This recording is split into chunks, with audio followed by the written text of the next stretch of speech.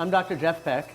In recent years, there's been a pretty dramatic move in both human and veterinary surgery toward minimally invasive procedures.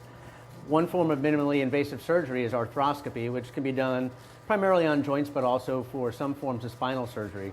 And this afternoon, we're going to be going ahead and seeing an elbow arthroscopy, heading into the OR in just a couple of minutes, and we'll see you in there.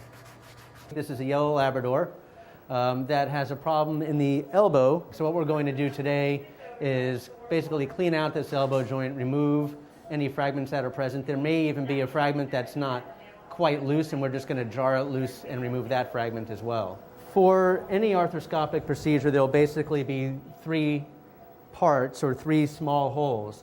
The first one will be a hole that allows drainage of fluid or fluid to be instilled into the joint. Then we have what's called the scope cannula, which is this instrument. And this will be ultimately the tube through which we will pass the arthroscope, which is the camera. And then there'll be a third hole that we'll put in, which is called the instrument portal.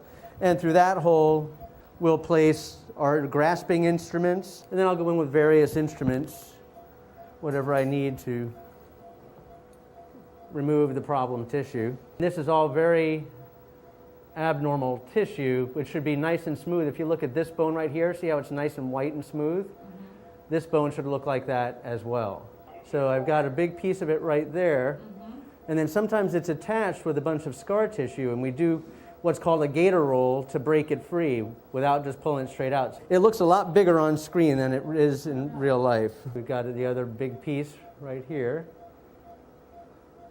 And we can pull that out. I'm happy that there's nothing in there.